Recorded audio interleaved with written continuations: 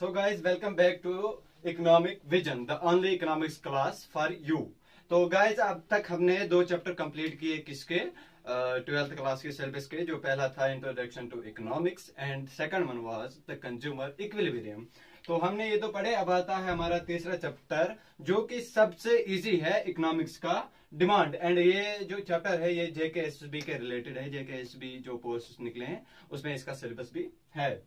तो चले स्टार्ट करते हैं हम अपना चैप्टर डिमांड। पहले हम जान लेते हैं कि ये डिमांड क्या है।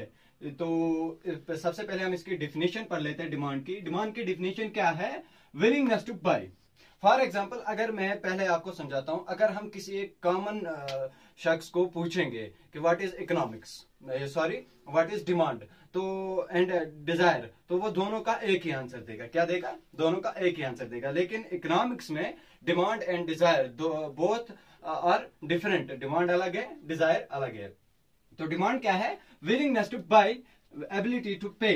विलिंगनेस टू बाय, एक अगर किसी चीज की डिमांड कोई कर रहा है, पहले वो उसको बाय खरीदने के लिए तैयार होना चाहिए। एबिलिटी टू पे, और वो तैयार होना चाहिए उसके लिए पे करने में। And sufficient power to purchase, और उसके पास उतना पावर होना चाहिए कि वो उस कमोडिटी को क्या कर पाएगा, परचेज। फॉर एग्जाम्पल, अब मैं समझाऊंगा आपको। मेरे पास मेरी विल है कि मेरे पास क्या हो। एक तो मैं चाहता हूं कि मैं थार गाड़ी खरीदूं। दूसरी बात, एबिलिटी टू पे, मैं तैयार हूं इसके लिए पे करने के लिए। चाहे मुझे 10 लाख में आएगी, 15 लाख में आएगी, 20 लाख में आएगी, उसके लिए भी मैं तैयार हूं। And sufficient power to purchase, और मेरे पास उतना होना चाहिए। सिर्फ ये नहीं कि मैंने दिमाग में तैयार किया, हाँ मुझे मेरे पास थार होनी चाहिए और मैं इसको पे करने के लिए भी तैयार हूं। ये मैं थॉट्स में सोच रहा हूं, लेकिन मेरे पास तो है ही नहीं इतना। तो वो डिमांड नहीं कहलाएगा। डिमांड कब कहलाएगा? वो जब मैं खरीदने के लिए तैयार हूं, पे करने के लिए तैयार हूं, एंड मेरे पास पावर है कि मैं उस चीज को खरीदूं, तब क्या कहलाएगा? डिमांड। और ये जो डिमांड है ये कुछ फैक्टर्स पे डिपेंड करता है। चले पढ़ते हैं इसके कुछ फैक्टर्स जिन पे डिमांड क्या करता है, डिपेंड करता है। तो पहला फैक्टर जो है, डिजायर ऑफ ए कमोडिटी। क्या? एक कमोडिटी की डिजायर होनी चाहिए, चाहत होनी चाहिए किसी कमोडिटी की। फॉर एग्जाम्पल, मेरे पास पैसे है तो मेरे पास बहुत ज्यादा पैसा है, मैं खर्च करने के लिए तैयार हूं कहीं पे भी। वो सॉरी तैयार नहीं हूं, मैं खर्च कर सकता हूं कहीं पे भी। फॉर एग्जाम्पल, मेरे पास 10-20 लाख पैसे है, तो 10-20 लाख पैसे मैंने उठा के गाड़ी खरीद ली। क्या खरीद ली? गाड़ी। लेकिन मैं तैयार नहीं था वो खरीदने के लिए। क्या? खुशी नहीं थी मुझे उसमें, तो वो डिमांड नहीं कहलाएगा। एंड एबिलिटी टू पे, मैं उसको पे करने के लिए भी तैयार हूं। And the third one is willingness to buy. Willingness to buy means मैं चाहता हूं, चाहे कुछ भी हो, मुझे वो खरीदना है एट ए गिवन प्राइस। और fourth one is at a given price. Given price, price दिया हुआ है। मैं कहूंगा आपको, पहला मेरी डिजायर है मेरे पास थार होनी चाहिए, हो गया। Second one is ability to pay, मैं सोच रहा हूं अगर 10 लाख 20 लाख में आएगी, 30 लाख में आएगी, मैं देने के लिए भी तैयार हूं। And another one is willingness to pay, willingness to buy, और मैं खरीदने के लिए भी तैयार हूं चाहे कुछ भी हो एट ए गिवन प्राइस। लेकिन यहां पे एट ए गिवन प्राइस, तो थार मिल रही है मुझे किस पे? 40 लाख पे। मैं कह रहा हूं नहीं। क्या कह रहा हूं? नहीं, मुझे 20 लाख में मिलनी चाहिए, तो वो डिमांड नहीं कहलाएगा। एड इन ए गिवन टाइम, या और इन गिवन टाइम में। क्या?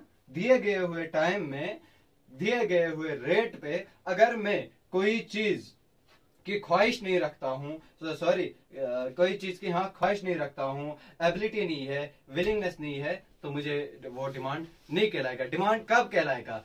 जब मेरे पास पावर है लेने के लिए, मैं तैयार हूं लेने के लिए, और किस पे? गिवन प्राइस पे, गिवन टाइम पे। इतना टाइम है, इतने टाइम में मुझे इस प्राइस में गाड़ी लेनी है, तो उसके लिए पहले तो मैं क्या अंदर से सेटिस्फाई होना चाहता हूँ। फॉर एग्जाम्पल, एक बंदा है, समझ लो कोई भी बंदा समझ लो। फॉर एग्जाम्पल आप ले लो एक हैंडीकैप्ड बंदा है जिसका हाथ नहीं है, सॉरी, तो उसकी डिजायर है, वो चाहता है, क्या चाहता है कि मैं बाइक चलाऊं। क्या डिजायर है? बाइक चलाऊं। एबिलिटी टू पे, वो तैयार है, क्या है, तैयार है उसको पे करने के लिए भी।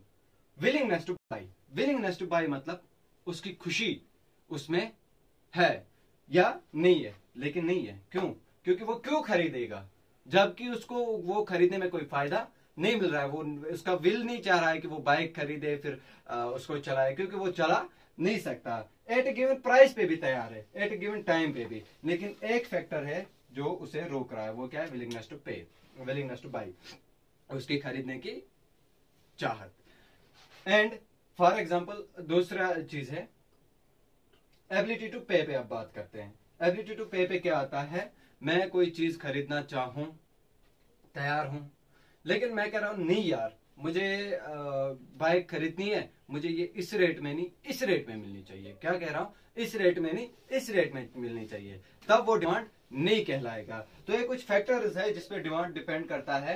पहला फैक्टर है डिजायर ऑफ ए कमोडिटी, एक इंसान में डिजायर, ख्वाहिश होनी चाहिए कि ये चीज हो मेरे पास। दूसरे एबिलिटी टू पे, वो तैयार होना चाहिए उसको पे करने के लिए। एंड विलिंगनेस टू बाई, और उसकी खुशी होनी चाहिए उसको खरीदने के बाद, उसको विल होना चाहिए, खरीदने की खुशी होनी चाहिए। फॉर एग्जाम्पल मुझे प्यास नहीं लगी, सर्दी है बहुत ज्यादा, मुझे ठंड लग रही है, तो मैंने जाके पानी खरीदा, प्यास नहीं लगी थी तो पानी खरीद के मुझे कुछ विल हुआ, कुछ ख्वाहिश पूरी हुई, मेरी नहीं हुई, तो वो क्या हो गया, बेकार, वो डिमांड में नहीं आएगा। एट ए गिवन प्राइस आया दूसरा, जो मार्केट में प्राइस है, जो उसकी प्राइस है उसी प्राइस पे खरीदना। तुम कहोगे नहीं मुझे इससे कम चाहिए, इससे कम मिलेगी तो तब मैं लूंगा, इससे कम नहीं मिली तो मैं नहीं लूंगा, वो डिमांड में नहीं आएगा। या in giving time, in giving time means क्या, आपकी डिजायर भी है किसी चीज को लेने की, एबिलिटी भी है, विलिंगनेस भी है, गिवन प्राइस पे भी आप तैयार हैं, लेकिन गिवन टाइम पे तैयार नहीं है। आप कह रहे हैं अभी मार्केट में यहाँ पे बोली लगी है गाड़ी की, तो 10 लाख में, 20 लाख में, ये सब आपके पास है, आप चाहते भी हो, आपके पास पावर भी है, आपकी खुशी भी है, आप प्राइस पे भी ले सकते हो, लेकिन आप सोच रहे हो यार नहीं मैं अगले साल लूंगा, इस साल नहीं अगले साल लूंगा, 2 महीने बाद लूंगा, 3 महीने बाद लूंगा, उस टाइम पे नहीं, तो वो डिमांड में नहीं आएगा। तो आगे चलते हैं, अब हम पढ़ते हैं डिटर्मिनेंट्स ऑफ डिमांड। क्या पढ़ते हैं, डिटर्मिनेंट्स ऑफ डिमांड। तो हमने बात की डिटर्मिनेंट्स ऑफ डिमांड। अब ये डिटर्मिनेंट्स ऑफ डिमांड क्या है, डिटर्मिनेंट्स ऑफ डिमांड वो है कि जिससे हमारी डिमांड में फर्क पड़े, क्या पड़े, फर्क पड़े, जिन चीजों से हमारी डिमांड में फर्क पड़ती है उन्हें कहते हैं डिटर्मिनेंट्स ऑफ डिमांड। तो पहले बात करते हैं प्राइस ऑफ ए गुड। पहला डिटरमिनेंट है प्राइस ऑफ ए गुड और सर्विस, जो हम चीज जिसकी डिमांड कर रहे हैं उसकी प्राइस कैसे डिमांड पे इफेक्ट करेगी। फॉर एग्जांपल जब गुड की प्राइस, क्या, पी ऑफ एक्स की प्राइस क्या हो गई, डाउन, क्या होगी, डाउन, तो हमारी डिमांड क्या हो जाएगी, बढ़ जाएगी, क्या हो जाएगी, डिमांड बढ़ जाएगी। फॉर एग्जाम्पल मैंने मार्केट गया तो अचानक से सडनली जैकेट्स पे रेट कम है, क्या है, रेट कम है, तो 1000 वाला जैकेट 500 में मिला, तो मैं क्या कर रहा हूँ, 4-5 खरीद रहा हूँ, 4-5 की डिमांड दे रहा हूँ। तो अगर प्राइस कम हो जाएगी डिमांड बढ़ जाएगी, और अगर वहीं पे डिमांड क्या हो जाए, प्राइस क्या हो जाएगी, बढ़ जाएगी, प्राइस बढ़ गई, डिमांड क्या हो जाएगी, कम हो जाएगी। जैसे कि मैं आपको बता दूं, मेरे पास मैं चाहता हूं कि मेरे पास कोट हो, क्या हो, कोट हो, मैं कोट पहनना चाहता हूं, तो अचानक से मार्केट में कोट की डिमांड क्या हो गई, ज्यादा हो गई, तो मैं सोच रहा हूं यार नहीं, अगर मैं कोट खरीदूंगा उसी रेट में तो मैं जैकेट 2 खरीद लेता हूं, तो मेरी डिमांड क्या हो गई, कोट की कम हो गई। Means price of a good, पहला डिटरमिनेंट है प्राइस ऑफ ए गुड। जब किसी चीज की प्राइस क्या होती है, डाउन होती है, तो उसकी डिमांड क्या हो जाती है, बढ़ जाती है। एंड जब प्राइस बढ़ जाती है डिमांड क्या हो जाती है, कम हो जाती है। Same second one is the income of buyers. Income of buyers, मेरे पास कितना इनकम है, आपके पास कितना इनकम है, तो ये डिटरमिनेंट है डिमांड का। कैसे कि मेरे पास है 30,000, क्या है 30,000, तो 30,000 में मैं आज तक लेता था 2 ही जैकेट महीने में, 2 ही पैंट लेता था महीने में, अब सडनली हो गया मेरा 1 लाख, क्या हो गया, इनकम मेरी बढ़ गई, क्या हो गई, मेरी इनकम बढ़ गई, तो मेरी डिमांड भी क्या होगी, बढ़ जाएगी। क्यों, क्योंकि मेरे पास पैसा है तो मैं खर्च कर रहा हूं। अब इसका उल्टा, अगर मेरे पास पैसा कम है, इनकम मेरी कम होगी, तो मेरी डिमांड भी क्या होगी, कम होगी, डिमांड भी क्या होगी, कम होगी। And the next one is price of related good. Price of related good क्या है ये मैं आपको समझाता हूं। फॉर एग्जाम्पल मान लीजिए प्राइस ऑफ रिलेटेड गुड है कि जो दूसरा गुड है इसका, अल्टरनेटिव गुड जो है इसका, उसकी प्राइस बढ़ गई या कम हो गई। फॉर एग्जाम्पल हम पी रहे हैं टी, क्या पी रहे हैं? टी। तो टी का रिलेटेड गुड क्या आता है? कॉफी। क्या आता है? कॉफी आता है। तो आप टी पी रहे हैं, आपको टी कितने में मिल रही है? 10 रुपए में। क्या मिल रही है मार्केट में? टी 10 रुपए में। कॉफी कितने में मिल रही है? 20 रुपीज में। क्या मिल रही है? 20 रुपीज में। तो टी की प्राइस हो गई इंक्रीज। क्या होगी? टी की प्राइस इंक्रीज हो गई। तो हमारी टी की प्राइस इंक्रीज हो गई। तो कॉफी की प्राइस सेम है, तो कॉफी की डिमांड मार्केट में क्या होगी? बढ़ जाएगी।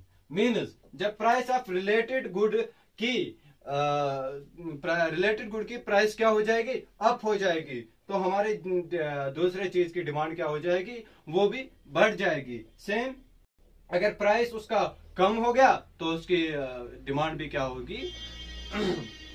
उसकी रिलेटेड गुड की प्राइस कम होगी तो उस चीज की डिमांड भी कम होगी। फॉर एग्जाम्पल एक बंदा है फोर्स्क्वेयर पी रहा है। क्या पी रहा है? फोर्स्क्वेयर पी रहा है। तो उसका रिलेटेड गुड क्या आता है?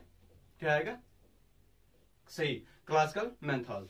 तो वो फोर्स्क्वेयर पी रहा है, मेंथॉल भी उसी प्राइस की होगी। क्या होगी? मेंथॉल भी उसी प्राइस की होगी। वो क्या करेगा? मेंथॉल को कैंसिल करे, सॉरी फोर्स्क्वेयर को कैंसिल करेगा, मेंथॉल पिएगा। रिलेटेड गुड मेंथॉल की प्राइस कम हो जाने से इसकी डिमांड घट गई फोर्स्क्वेयर की। अब सेम मान देते हैं मेंथॉल एक बंदा पी रहा है, ये क्या कहते हैं? फोर्स्क्वेयर। फोर्स्क्वेयर पी रहा है तो मेंथॉल की प्राइस बढ़ गई, बढ़ती जा रही है। तो वो क्या करेगा? फोर्स्क्वेयर ही पीता रहेगा। सेम एज केस मान लीजिए आप घर वाली बाहर वाली, सेम। तो दूसरा आता है, sorry third one is taste and preferences. Taste and preferences क्या है? फॉर एग्जाम्पल विंटर है, तो विंटर में तो एसी की ये डिमांड होगी ही नहीं। क्यों? क्योंकि उस वक्त प्रेफर करेंगे ही नहीं लोग एसी को। तो उस वक्त क्या करेंगे? हीटर्स को। क्या करेंगे? हीटर्स की डिमांड बढ़ जाएगी एंड एसी की डिमांड कम होगी। सेम एज समर में एसी की डिमांड ज्यादा, हीटर की demand come. And expectations of consumer. Expectations of consumer क्या हुआ? दूसरा कंज्यूमर की एक्सपेक्टेशन। कंज्यूमर किसी चीज की डिमांड कर रहा है तो वो कब एक्सपेक्ट कर रहा है, क्या एक्सपेक्ट कर रहा है और कितने टाइम में एक्सपेक्ट कर रहा है, वो हुआ expectation of demand. And the next one is population size. Population size कैसे? जितनी हमारी पॉपुलेशन बढ़ती है, क्या होती है? जितनी हमारी पॉपुलेशन बढ़ती होती है सिंपली उतना ही डिमांड बढ़ेगा। जितनी पॉपुलेशन कम उतना डिमांड कम। तो फिर से आपको एक बार समझा रहा हूं, डिटरमिनेंट्स ऑफ डिमांड वो चीजें हो गई जिनसे डिमांड पे, किसी गुड की डिमांड पे क्या पड़ता है? असर पड़ता है। पहला वाला है प्राइस ऑफ ए गुड। जो चीज है जिसकी डिमांड है उसकी प्राइस में चेंज हुआ तो डिमांड में भी चेंज आएगा। प्राइस कम हुई डिमांड ज्यादा होगी, डिमांड कम हुई प्राइस ज्यादा हुई डिमांड कम होगी। Income of a buyer. Income एक बायर की इनकम अगर उसकी इनकम अगर उसकी ज्यादा हो गई तो डिमांड भी ज्यादा होगी। इनकम कम, डिमांड भी कम। Price of a related good की प्राइस कैसे? रिलेटेड गुड की प्राइस अगर कॉफी की प्राइस गिर गई तो मैं टी के बदले कॉफी पीऊंगा। अगर कॉफी की प्राइस ऊपर जा रही है तो मैं टी प्रेफर करूंगा। And taste and preferences. Taste and preference की मैं कब दे रहा हूँ? टेस्ट, अगर टेस्ट चेंज हो जाए कॉफी का, टी पी रहा हूं मैं एंड कॉफी पी रहा हूँ, टी में टेस्ट चेंज आएगा, हल्का सा कॉफी जैसा टेस्ट आएगा, तो मैं कहूंगा यार इससे बेटर है कि मैं कॉफी ही पी लूं। तो टेस्ट प्रेफरेंस मैं प्रेफर किसको कर रहा हूँ? विंटर में तो मैंने आपको ऑलरेडी कहा, विंटर में तो हम एसी को प्रेफर करेंगे नहीं, विंटर में हम हीटर को प्रेफर करेंगे एंड समर में हम जैकेट्स को नहीं टी शर्ट को प्रेफर करेंगे। That's why taste and preference are the determinants of demand. Expectations of consumer. Expectation, एक कंज्यूमर क्या एक्सपेक्ट कर रहा है, तो वो अगर चाहता है कि मेरे पास ये चीज हो इस टाइम पे, तो उस पे भी डिमांड पे असर पड़ता है। पॉपुलेशन साइज, पॉपुलेशन बढ़ गई डिमांड भी कम होगी। पॉपुलेशन बढ़ गई डिमांड भी बढ़ जाएगी, पॉपुलेशन कम हो गई डिमांड भी कम हो जाएगी। तो इसके अब तक हमने पढ़ा डिमांड। पहले डिमांड क्या हुआ, ability to by, willingness to pay, ability to buy and sufficient power to purchase हो गया हमारा डिमांड। उसके बाद हमने पढ़ा फैक्टर्स ऑफ डिमांड, कुछ चीजें जिन पे डिमांड क्या करता है, डिपेंड करता है। Desire of a commodity, willingness to pay, ability to buy at a given time and a given price. तो उसके बाद हमने पढ़ा determinants of demand, price of related good, price of good, income of buyers, price of related good, tastes, preferences, expectations and population size। तो अब बात करते हैं हम लॉ ऑफ डिमांड की। अब ये जो लॉ ऑफ डिमांड है हम पढ़ेंगे नेक्स्ट लेक्चर में। तो तब तक के लिए इतना ही। अगर वीडियो अच्छी लगी लाइक कमेंट शेयर करें एंड चैनल को भी सब्सक्राइब करें।